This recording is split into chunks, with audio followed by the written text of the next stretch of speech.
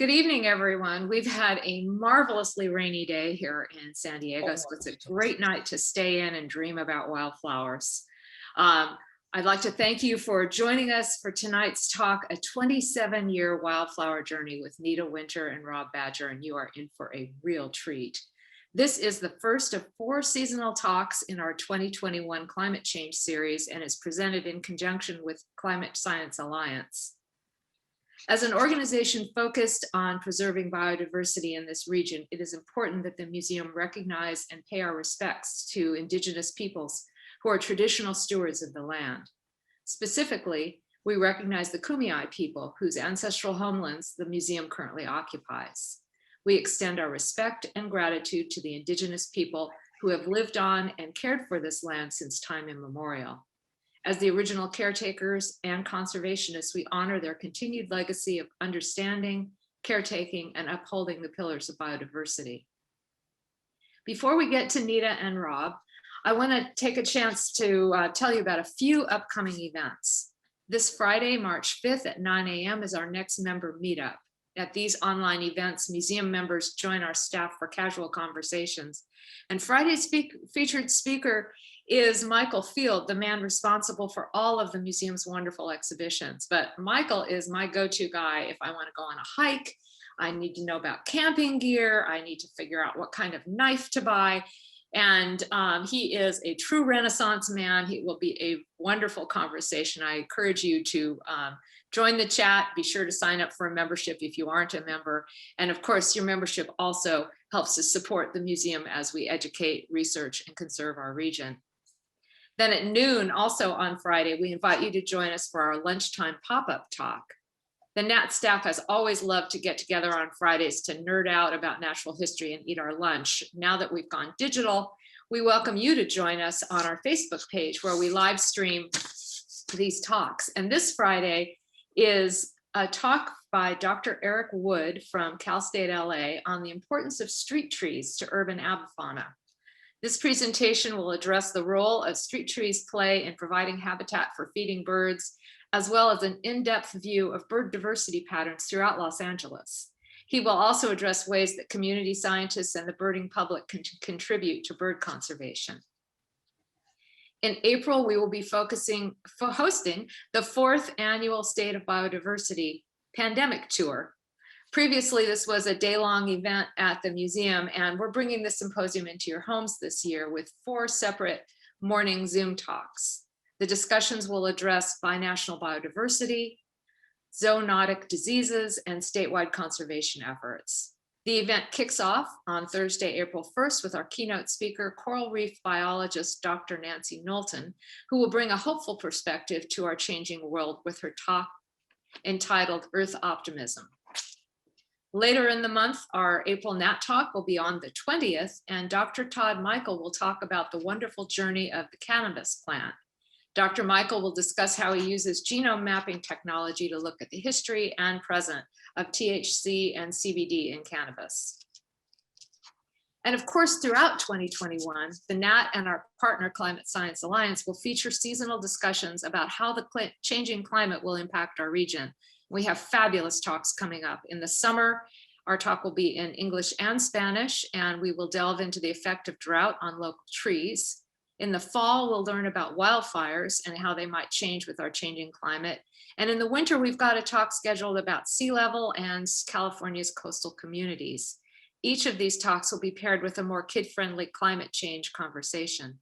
So to learn about any of these and other upcoming free events, please visit us at sdnat.org. And of course, none of these activities could take place without your support. The tickets you purchased tonight, your donations, your Facebook shares, all help the museum thrive during this time, and we thank you. Now on to tonight's program.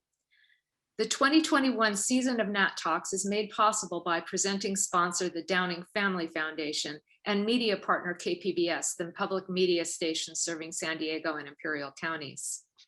Tonight's speakers are Nita Winter and Rob Badger, the photographers behind our brand new California Blooming exhibit. We can't wait for you all to come see the exhibit in person once we reopen. But in the meantime, tonight will be a beautiful sneak peek behind the scenes of Rob and Nita's wildflower photography. Internationally acclaimed conservation photographers Rob Badger and Nita Winter have been life partners and creative collaborators for more than 3 decades. Their work has been featured in Time, Mother Jones, Sierra, Flora magazine, and the New York Times, Washington Post, San Francisco Chronicle, and the Los Angeles Times. They are recent recipients of the Sierra Club's 2020 Ansel Adams Award for Conservation Photography. And if I can heft to this book is as big as I am. This is the book that is the basis of the talk tonight and our exhibition. I'm just going to open to a random page here, and you can see how incredibly beautiful this is. And I believe Emma is putting a link in the chat about how to order the book if you are interested in getting your own copy. So with that, I will welcome Rob and Nita. Looking forward to your presentation.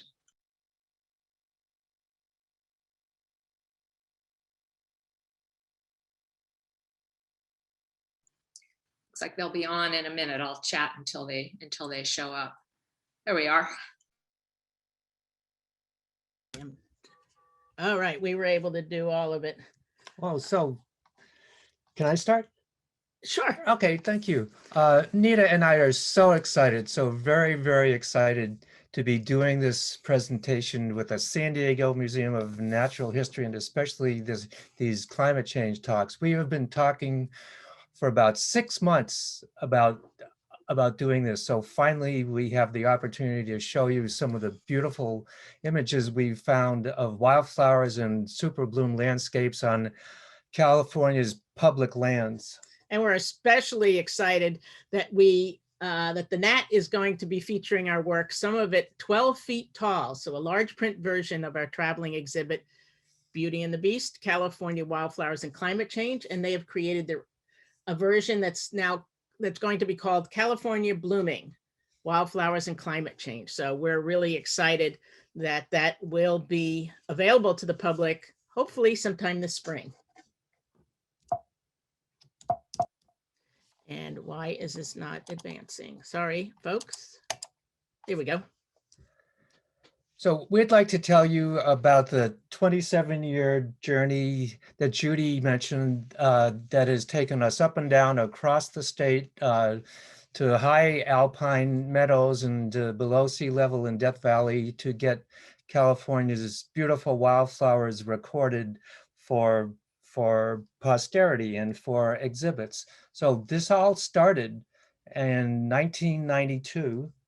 Well, actually, before you start that, I just want to let people know that we have received 12 awards for this book, which we're very excited about.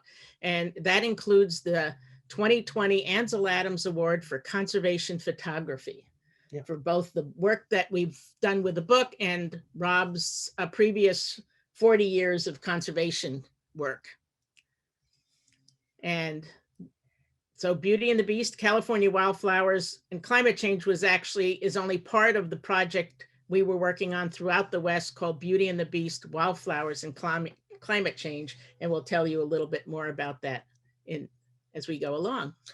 So as I was saying earlier, this all started in 1992 when I was at a processing film in a lab in San Francisco. I came across a fellow photographer who said the Antelope Valley, California Poppy Reserve is having a really, really good year after 6 years of drought. And she said, I'm sure you've been down to the Poppy Preserve, you've seen these wonderful flowers. I said, no, actually I haven't. She said, you've been a landscape photographer in California for, for decades and you've never been to the Poppy Reserve? I said, no. And so she said, well, we have to go. So she and a friend of ours and I drove down from San Francisco to the preserve, which is maybe about 6.5 hours away. And I was just absolutely awestruck by the beauty of all these wonderful California poppies that just went for such a great distance across this wonderful field. It was a windy day. I could see the wind moving in waves across these flowers. And what made this a particularly good year was that there were these beautiful purple bird's eye gilia that you can see interspersed with these beautiful California poppies. Normally this scene would be mainly poppies, which would be beautiful enough, but to see this wonderful mixture of flowers was really incredible. So that evening, after seeing this, I was so excited. I called Nita and I said, Nita, you just have to come down. You have to see this. I don't know how long this is going to last. The desert winds can dry them. The heat can come up. We may lose all this. So I drove back home. Nita was between photo assignments and we came back down and then photographed in the Poppy Reserve and outside the reserve on public land for about the next couple of days. And I was a people photographer at the time, so I was on assignment. So I wasn't able to go down with Rob at the time, but all it took was a few days for me to be freed up and be able to come down with Rob. And we were living in the San Francisco Bay Area, which is where we are right now. So for those of you who may not be able to stay to the end, if you want to know more about the project, be able to buy books, see videos, etc. Wildflowerbooks.com is the website to go to. 20%. Oh yes, and we're offering, if you buy a book within the next 48 hours, whether it's a regular edition or limited edition, 20% of the sales will be going to the Nat for the next 48 hours. So we'd like to tell you just a little bit about who we are, what our background is, and how we came to do this together. So as I mentioned, I was a people photographer, became well known for my work when I did a series on the children of the Tenderloin. And when I met Rob 34 years ago, he was a nature photographer. And years later, and 6 couples counselors later, we were still together and we decided to team up and focus just on the wildflowers. Nita said that because we work together, we sleep together, we cook together, we hike together, we do everything together, and we're 2 different personalities. So we've managed to stay together and love each other all the time. So people ask, well, what's the oldest image? What's the earliest image in the book? Well, it's this one. I did this on film in 1984. At that time, I was just a landscape photographer, hadn't photographed flowers much. I was looking for a beautiful image of our native buckeye tree. I came across this and there were some pretty purple flowers in there. I said, well, might as well stick the flowers in. It's a nice composition. So this is the earliest image. And it, like I said, it dates back to 84 and I was doing film back then.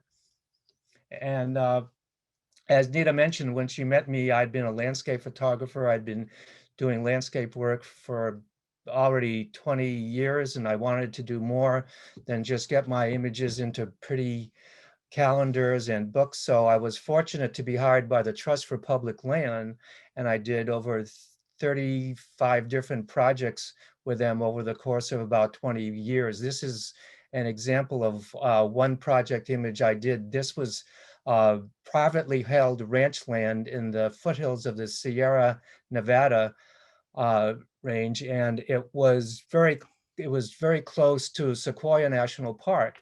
This was ecologically valuable land because of the great diversity of flowers and plants. So the Sierra Club was able to The Trust for Public Land. I'm sorry, thank you. The Trust for Public Land was able to acquire this land and eventually convey it to the public land system. It became part of Sequoia National Park. And I had been doing a lot of environmental issues, documenting the effect of human impact on public lands. I gave a slideshow at the National Press Club in Washington, D.C. when the Sierra Club was trying to get through mining law reform as far back as 1998. And I had been working on water issues, and I was just getting burned out seeing so much destruction in all the places I was photographing. So I decided there's got to be something I can do with regard to conservation and species and habitat preservation with the beautiful images like so many other photographers before me had done. And as I mentioned, I was a people photographer, but even before that, I was a firefighter with CDF at the time, now CAL FIRE, up in Leggett, northern Mendocino County. And I was actually the first female firefighter at that station in the 13 years it had been open. And this was a photograph I took. I kept a Raleigh point and shoot type camera on my belt. And that was land moving tires that were burning and creating that smoke. And on the right is from the Children of the Tenderloin series that I did back in the mid 80s. On the left is a Native American powwow at San Francisco State. And this image was used by the Children's Defense Fund. I used to illustrate their calendars and worked with a wonderful artist, Taya Schrack, who did the hand coloring for me. And on the right were community art projects that I would do. This was called the Faces of the Canal. The first one was the Faces of Marin City, where we lived.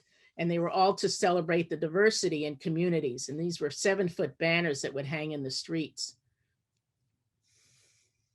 And after a while, I had some health problems and had to stop doing the people photography for a while. And it actually gave me more time to go out and be in the field with Rob. And we decided to team up and really start focusing on the wildflowers.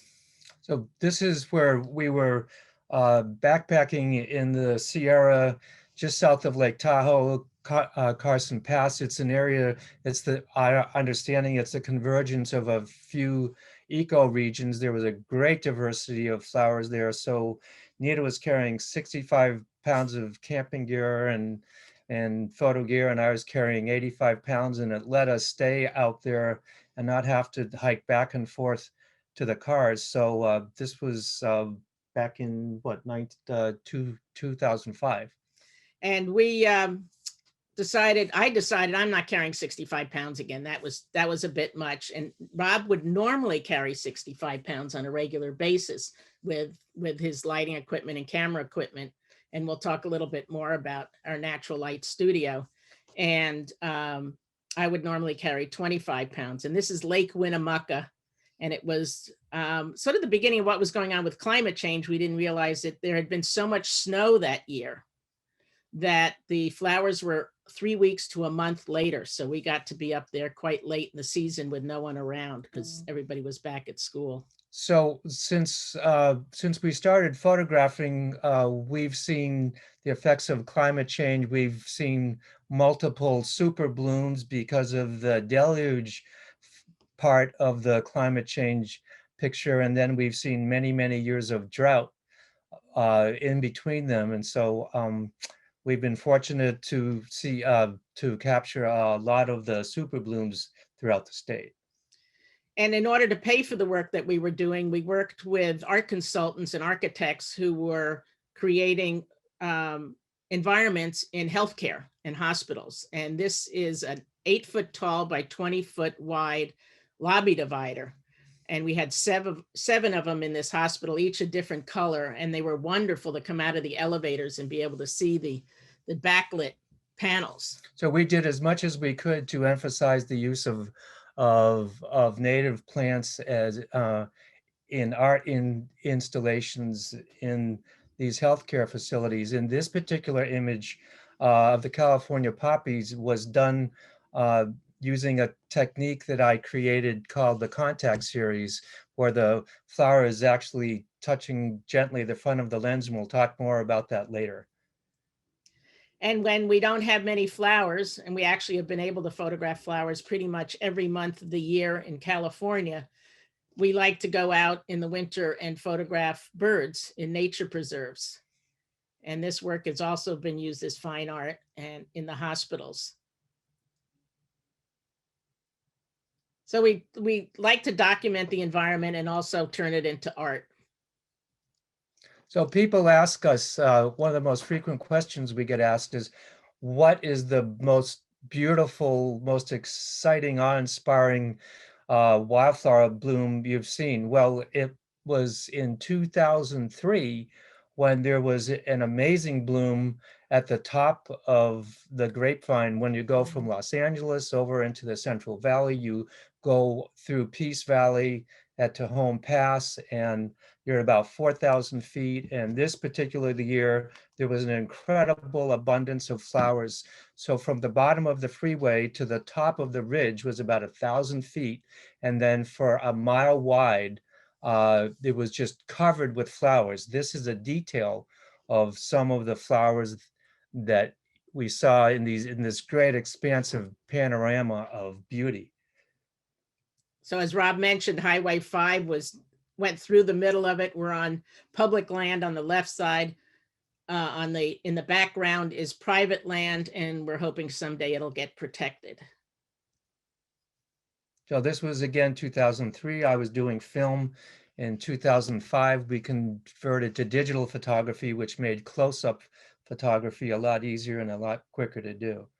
What was so beautiful and continually exciting about this experience was we were at the end of a storm of a late storm that had passed through. So there were these beautiful holes in the clouds that were shining on the landscape in the foreground. And so this light was moving across this beautiful landscape. And our second wow experience, or our second most favorite experience was in 2017 was Carrizo Plain. And you probably heard about it in the news. This was the Temblor Mountains that we drove over in order to get into the flat part of the plain. And it was an amazing mixture of flowers. And then on the west side of the range that bounded this long Carrizo Plain was the Caliente range. And so there were similar but also different flowers. And this was an amazing landscape of the desert candle. We had only seen a few previously when we had been photographing, but this was a landscape that was just covered with these wonderful mustard type flowers. The center of the stem of these flowers is a little bit translucent, so you get these glowing stalks. Yeah, it's hollow. Yeah, and so you can see to the left-hand side what a close-up is of these beautiful flowers with these deep magenta tips. This was another example as it was really hard to focus on a composition because everything was so beautiful. And they went on to the left and they went on to the right. There were tens of thousands of these desert candles. And as we were coming down, this is the view back at Carrizo Plain, and which is a national monument. And off in the distance is the Temblor Mountains that I was talking about that we came over, and Bakersfield is on the other side of those mountains. And this is a detail of what was down in the plain, and it was taken with an iPhone 6S. So we figured we've used 12 different cameras in the making of this series, and that went into the book. So people want to know, how do you get the images? Because a lot of the lighting of the flowers looks like it's been done in a studio. Well, everything that we do is done out in the field with natural light, with the plants safe and sound in the ground. There are 3 different types of floral portraits that we do. If you look at the upper left-hand corner, you see this image of the sneezeweed with a black background. So what we do is we put either black or white backgrounds behind the living flower. We're carefully not to disturb the environment that we're working in. That's one type. And then I been trying to find a way to put a black background behind flowers that were tall and not just flat on the ground. I started wrapping the flower with a fabric, and so the challenge to that was to make some beautiful folds that complemented the composition of the flowers. So that's the second type we do, which is called the wrap series. And then the third type on the bottom, that pink checkerboom flower, I found a way to get the petals of the flower gently in contact with the front of the lens with a protective filter over it. So what's happening is, because the lens and the camera and I am blocking the light falling on the blossom itself. The light that is being used to expose the image is light from the background. It's this beautiful transmitted light that gives this soft translucent effect to the flower. I did this because I was getting kind of frustrated with just doing all the same type of, clear, ultra sharp photographs. I wanted something a little bit more impressionistic and a softer feeling to still show the beauty of the flower. And the images, when people ask who did the images, they're his, hers, and ours. And mostly ours. Mostly ours. Yeah. Almost all the landscapes are Rob, because that was his specialty and that was what he was doing for years. And the flowers, the hours, often it's, as a kid, I was called eagle eyes. So I had this ability to see things really well. So for me, it's a treasure hunt to go find really good flower specimens.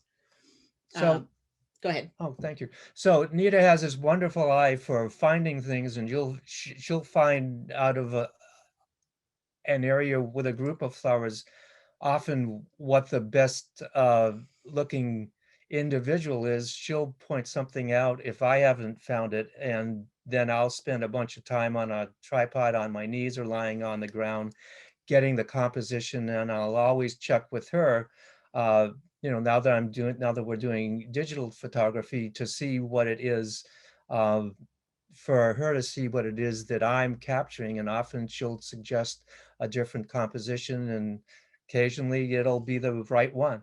Occasionally. Often. So this was a flower that I had found the night before, but it was getting too dark. It's a desert lily. And we decided to come back first thing in the morning to capture it. And it's one image that's probably the longest image. It took us 2.5 hours to do it, because back then Rob was doing film and Polaroids, and we needed to set up reflectors, which are on the left, and piles of clothes and equipment, that are on the right, and on the left of the piles and equipment, in order to block the sun from hitting the sand and the leaves, so we could end up with the image that we really wanted. We needed to balance the light because we were using film, and we couldn't do all the adjustments like you can with digital photography later on in Photoshop. So this image was taken in Henderson Canyon in Anza Borrego Desert State Park in 1998. Yes. Yeah. And this was a year where there was an abundance of rain early. And so this image was taken in January. And this is one of those, what they called the 100-year bloom. Back in 1998 and 2005, they would call them 100-year blooms. They became super blooms because of climate change, because there was such a swing in the weather, that we were getting a lot more of these spectacular blooms. Oops. And so they started calling them super blooms instead. So this is how we work out in the field. And we use a whole lot of different pieces of equipment to get the lighting that we want. Nita was saying, I carry 65 pounds, and that's because we want as many different options for lighting the plant as we possibly can using natural light. And I'm really lucky. Rob is a Capricorn, and he's a perfectionist. So he was willing to get down on the ground with hurting backs and being really uncomfortable to get just the right photographs. So I had the easier of the part of the teamwork. Thank you, sweetie. You're welcome, sweetie. And so the Calypso Orchid is really an amazing flower that you can find in pine forests. And so we put black backgrounds and or white backgrounds depending on the plant. Often we'll do both, like I said before, and then go back home and figure out which one we like the best. And we always try to find plants that are near the side of the road, near a trail, so that we won't create any damage to the plant life in the area. And if we can't access it without hurting the environment, we won't do it. So we can go through this. So here's the setup. And there's the image. Nita had found this plant the day before, and I came back the next day because she was in traffic school. Often it's really, really windy, so we need to use protective equipment to prevent the plant from moving while we're photographing. And we try to, again, make art out of it. So instead of just a literal translation of the plant, Rob just photographed the tip of it. Not only are these plants beautiful, but some of them have an amazing aroma. And this is the Western Azalea that smells like perfume. It's beautiful and smells wonderful. So again, everything was done on, almost everything has been done on public lands. And this was up in the Quincy area, Northern California. And we actually drove 150 miles in order to be able to photograph a special orchid, the lady slipper, the mountain lady slipper. But that's not it. This is not it, sorry. And sometimes, again, it can be so windy that not only do we set up a little tent to photograph in, but we have diffusion discs to block even more of the wind. So and as you can see on my knees, we'll talk about that a little later, I have these wonderful knee pads that we'll tell you about that are great for gardening and for photographing. They feel like you're kneeling in stiff jello. So this is the setup for that image. Which was in Joshua Tree. And that was right in the campground. This is more in Joshua Tree. And as we mentioned, we work with available light. We call it our natural light studio. We don't work with strobe for another number of reasons. One being that you have a lot more variety and surprises when you're working with natural light. And two is you don't have to carry all the lighting equipment as well. And if you put the diffusion disc behind the flower, you can end up with this wonderful light coming through the petals. And then you use a reflector in the foreground in order to bounce light back in to even it out. And this is another one of the wrap series. And this is one of our favorite places in Marin County. It's called Ring Mountain. And the challenge with working with the wrap series is the chiffon fabric that we use is really lightweight. So it's really easy to get blown in the slightest breeze. So that image was taken at 11,000 feet in Morgan Pass in the Eastern Sierra. Okay. So again, trying to use the folds to complement the geometry of the flowers. So often we'll do the same flower with either sunlight or diffuse light. Use a diffusion disc again and soften the light. And we'll get home sometimes and we like both of them.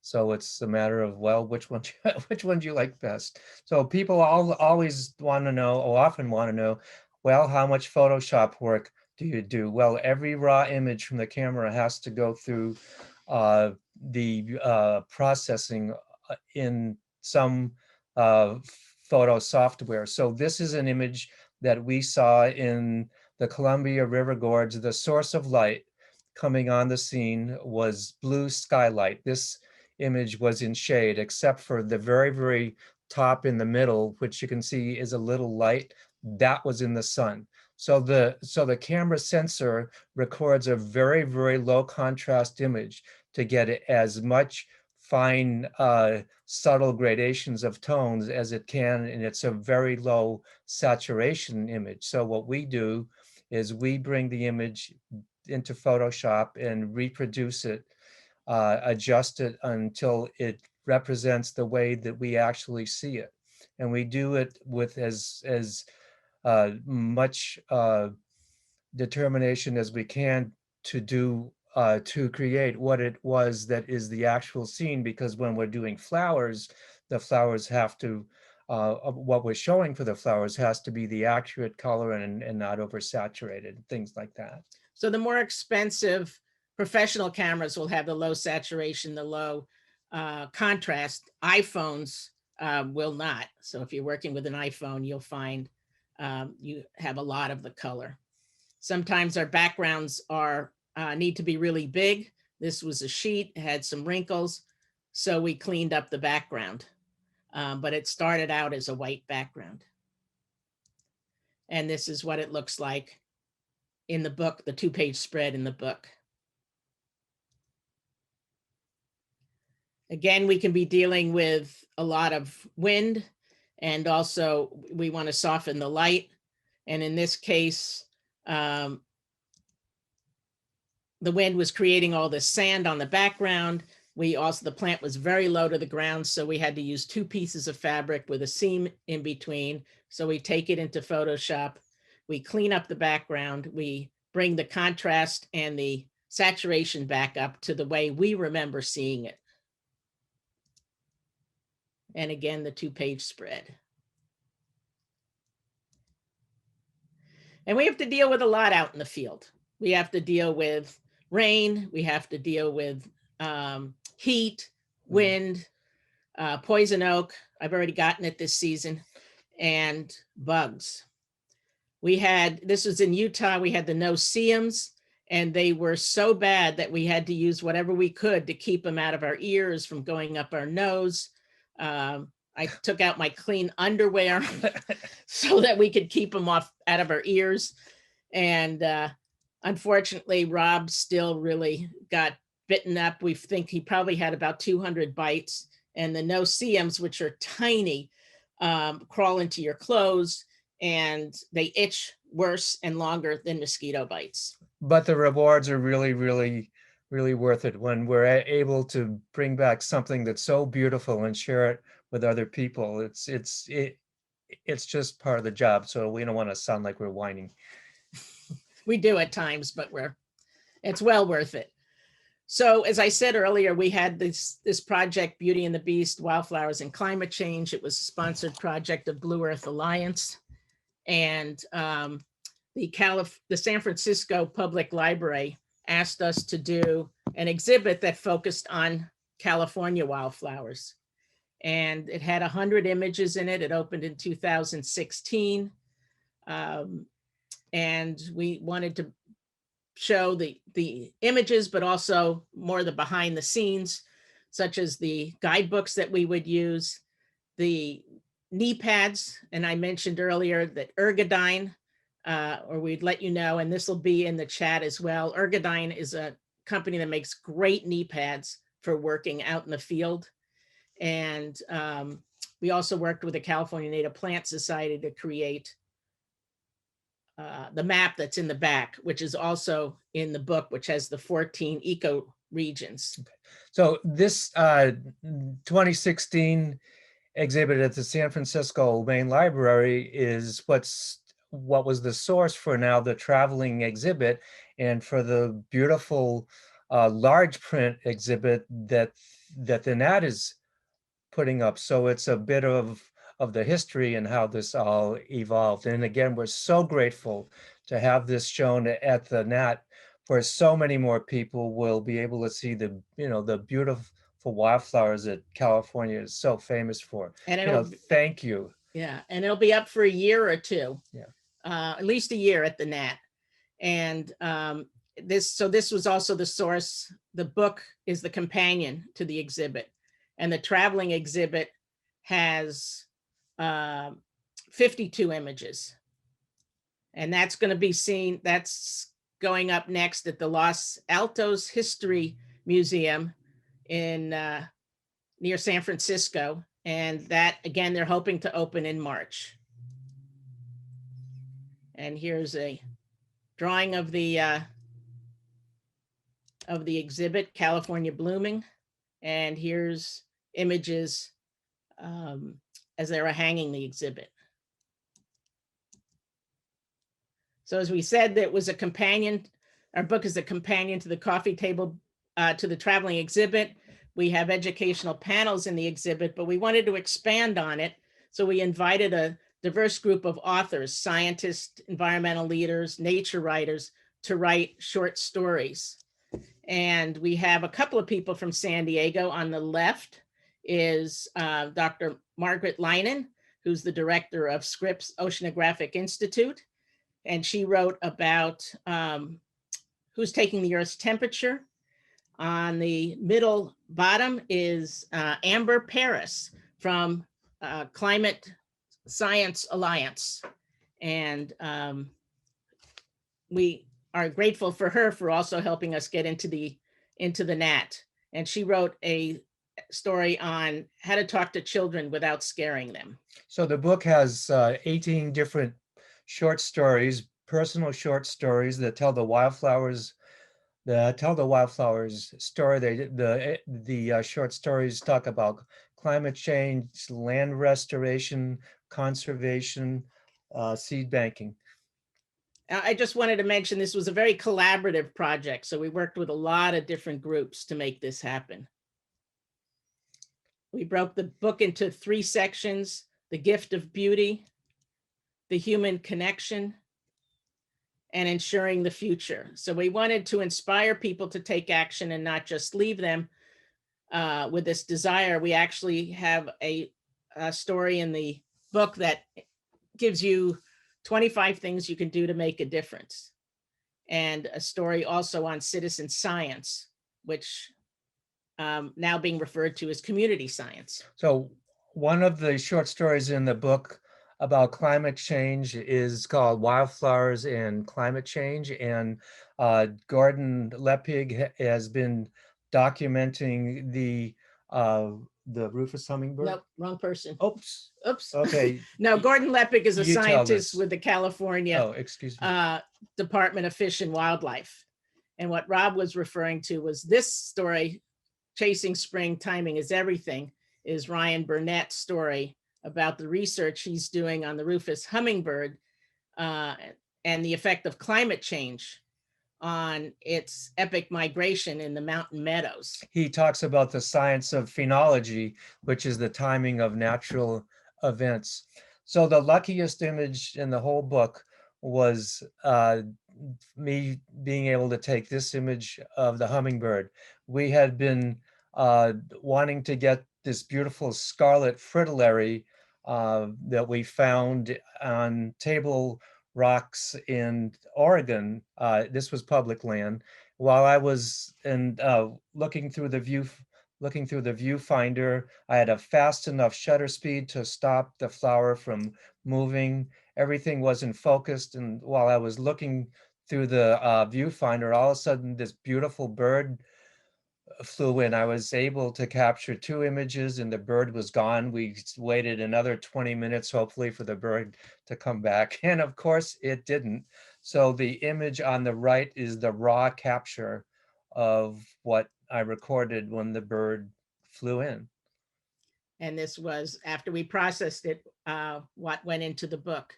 And the rufous hummingbird has this epic migration from Mexico to Alaska, and it needs to have the flowers along the way in the right timing in order to be fed. And that's one of the major concerns around climate change, because flowers can be blooming too early or too late for that migration. If there's little snowfall and there's also more heat, the snow will melt sooner, the flowers will bloom before the bird gets there. So the rufous hummingbird population is in drastic decline. And this is true for a lot of different pollinators. And we include some information about pollinators from the National Wildlife Federation. So our favorite places to photograph are the Southern California deserts, and we will spend the most of the rest of the time and probably not talk a lot and show you why we love these beautiful places that we're sure you are already aware of anyway. And this is a story that talks about the 5 deserts found in California. This is a story by Robin Wall Kimmerer, who's a Native American botanist and professor, and she wrote this wonderful story about what's in a name.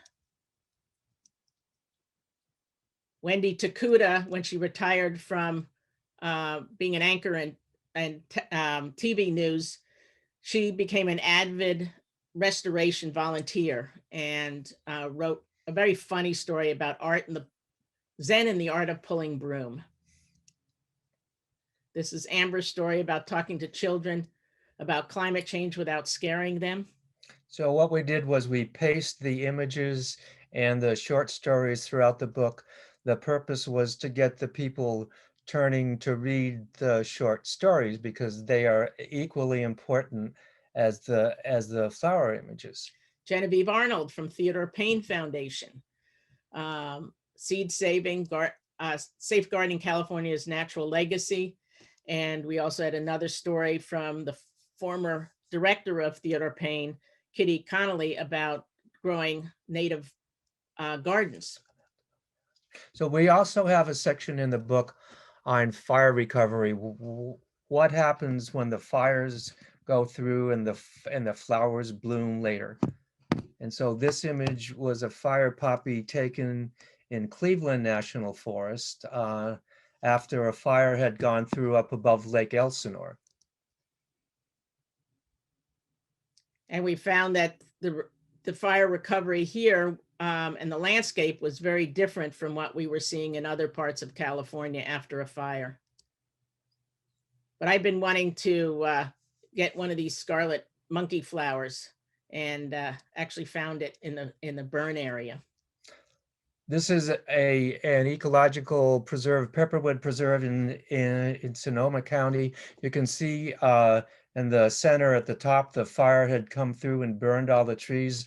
The soil beneath these flowers was charred black. I was able to make my way through this field by stepping on non-native grasses to get the composition. So what comes back after a burn can be just amazing. And it depends on how hot the fire is too. The soil can be sealed so that no water is penetrating. So you don't always get these blooms. And this, and then there's also always the toll of some of these fires. This was the Tubbs fire that went through Santa Rosa and killed many people. So Nita found this image of, I mean, she found these flowers with the two flowers next to each other. We didn't move them. So again, Nita finds a lot of the flowers and then she lets me photograph them. This is public land in Lake County, north of here. Often what happens is because the overstory has burned off, the leaves are gone. There's more sunlight, there's more heat that warms the soil. And so you'll get these beautiful lily buds, these lily species that will come back. And also the ash is a good fertilizer. And this was a particularly good rain year. And this is only 6 months after the fire, this much recovery is happening. And as Rob mentioned, the lilies really love it after a fire. Again, this whole meadow was totally burned. And now it's just really fresh with life. So I mentioned previously we're going to talk a lot about the desert. This is where this all started, in the Antelope Valley, California Poppy Reserve. You can see it's either the San Gabriel or the San Bernardino Mountains in the background. LA would be to the right, south. And the cover image was taken at the same trip where we went to Gorman and had those big storm clouds there. We went from Gorman into Antelope Valley. And when it's not sunny, the poppies will close up. Okay, so this is Nita's image of desert sunflowers down at the bottom in Death Valley, these beautiful lake deposits. So we'll take you through several of the deserts. This is going to be desert parks. This is going to be Death Valley. I particularly like this image. This was taken at on the Artist Drive in Death Valley after the sun had gone down, the beautiful soft light coming from the sky. And what amazed me was these beautiful flowers coming just straight out of the rock and going off into the distance. I just loved all the colors and the geology in this landscape. And sometimes it'll seem like there's nothing growing, and miles away there are fields of desert sunflowers growing. Or if you look around more carefully, you'll find something like the broom rape in among the rocks. And if you also look very carefully, you can find the insects, especially the spiders, crab spiders that love to live in flowers and ambush pollinators. And if you have a bright yellow flower, you can also get a bright yellow spider. So this was our first 100-year bloom. This was, excuse me, yeah, it was called a 100-year bloom when all the conditions come together that you get these amazing blooms, generally once every 100 years. Yeah, this was 1998.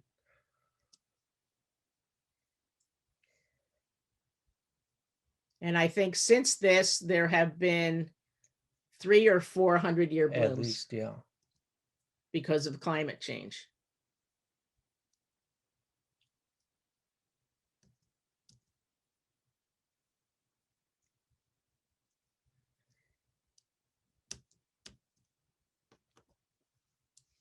So we're not sure the species of this phacelia, but one that we found in a wash in Death Valley.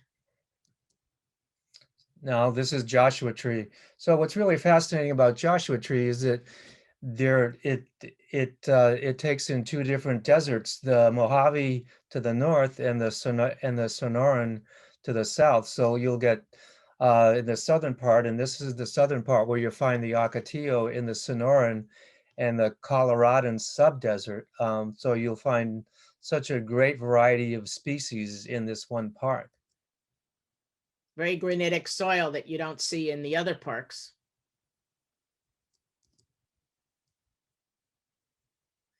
Again, I'm not sure the species on this one, on Eriogonum. So if anybody happens to know the ones that we don't know, feel free to put it into the Q&A just to let us know. This was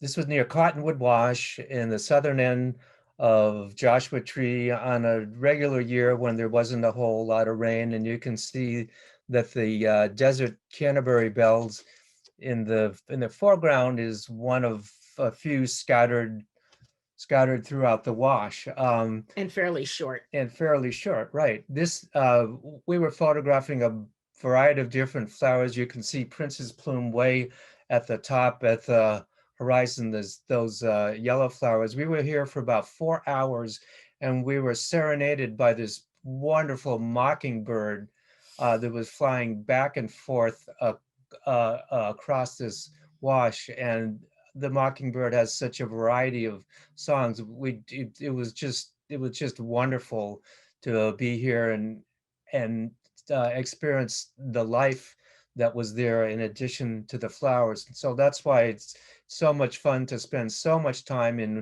in one space photographing a flower. And the average time we're doing a flower is about an hour because of the way we do it. And so we get to really be immersed in the environment and see not just the flowers, but the insects and hear the birds. So we're really fortunate to spend so much time in one small place to get the flowers. So as Rob said, this was more of a normal year. And then this is what we saw in 1998 during a 100-year bloom. And it continued to rain and the temperature stayed cool, so that we, not only were there so many plants, but the plants just kept getting bigger and putting out more and more flowers. So it was really magical. Now, this is a spread in the book.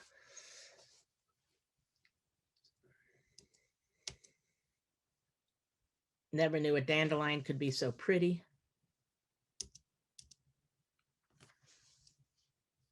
Oops, I never finished. We just added these and I didn't finish the titling of these. But again, these are found in Box Canyon outside of Palm Springs before you get into Joshua Tree. And Box Canyon is a particularly good place to go for flowers. You also have to learn a little bit about the the personalities of flowers. This particular one likes to close up around 3 o'clock in the afternoon. So don't take a nap at 1 and think you can get up and photograph it later, because it's going to close on you before you get to it. And that's what we did. The first time, not this time. So Nita got this beautiful desert 5 spot. And then this is a desert willow. Again in Box Canyon. Sand blazing star. And often a flower will be associated with another flower. What do you mean by that? It'll be mixed in with another type of flower. Like that. Like that. So this was a beautiful blazing star with this wonderful eriogonum. And then this is a wonderful dune evening primrose that we found in Algadani dunes east of Anza Borrego. Many of you probably know where that is. And this also has a funny story, because we had reflectors up and this plant was particularly sensitive to the light, that by the time Rob had finished with his film exposures, we didn't realize it had actually moved partially out of the frame, because it moved towards the brighter reflector. And now to Anza Borrego. Yeah, this is Henderson Canyon. Many of you will be familiar with. And this was back in early 1998. And a hurricane had come up the coast and That's kind of light. And had given this area a lot of rain early on. So the bloom really started early. We also particularly like the southern end of Anza Borrego. Fewer people for sure.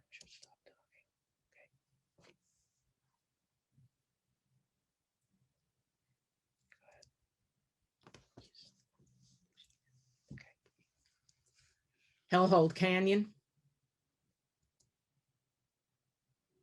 And down in the southern end again with the cholla cactus and the barrel cactus. And there are a number of different ways to photograph cactus or cacti. You can photograph the flowers at the top and get all the flowers. You can come in tighter. And we had a lot of rain that year, so things were wet in the desert. This was 2005. We were in Anza Borrego, and 9 out of 12 days we were there, there was some sort of precipitation.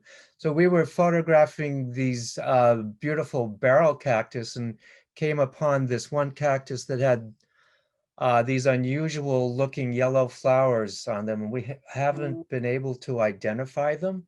And so if anyone knows what that is, please let us know, because we'd like to give the flower its credit. Again, you can go in towards the center and make it more abstract, or you can pull out and get the full flower and the spines of the robust hedgehog cactus.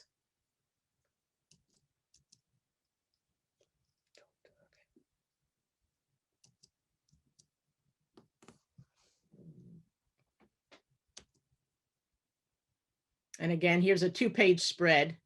The desert chicory photographed from below. And the lily. And as Rob said, we had a lot of 9 days of some rain. And so we also had the wonderful experience of fog in the desert. You know, and we were told it's really unusual to see that much fog in Anza Borrego. And the hills were green as well. So there are many flowers that we've photographed out of state that occur in state, and so we felt it was okay to represent them and put them in the book. This was a beautiful prickly poppy we found in Humboldt National Forest in Arizona, and often. No. Oh, you gotta I'm sorry. Read the prompter. Oops. Nevada, thank you.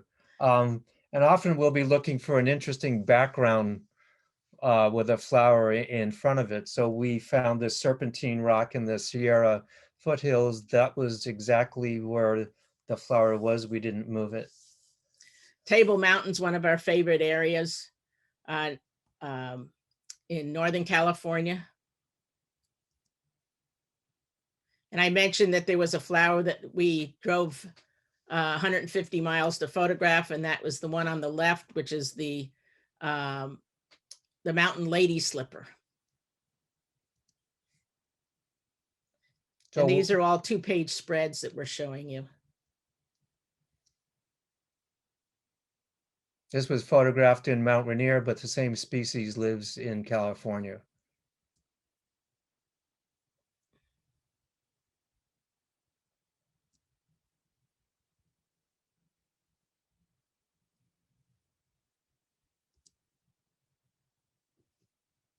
And I mentioned Ring Mountain earlier, near where we live, one of our favorite areas, and the Tiburon Mariposa lily, which are the 2 flowers on the right side of the left picture, is only grows in 3 places on that mountain and nowhere else in the world. So we're really lucky to have it there.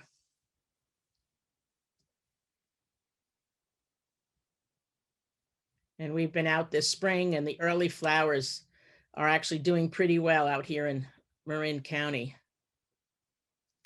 We've only had about 30% of our rainfall. So the book has a glossary because there are 18 different short stories that may include scientific terms. So we wanted to give people definitions for the terms that might be used. It also has 2 different indices, a plant name index and a location index. So if you want to see, well, what was photographed in Anza Borrego, you can look up in the back of the book and see what was there. And people, the purpose of this book is to inspire people to take action, to give them hope and inspire them to take action. So people want to know how can they make a difference?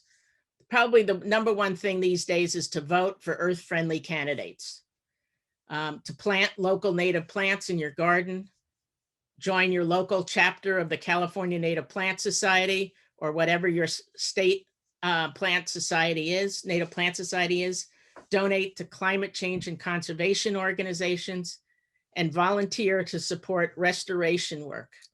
And citizen science. And of course, to become a citizen / now community scientist, there's a number of places you can go to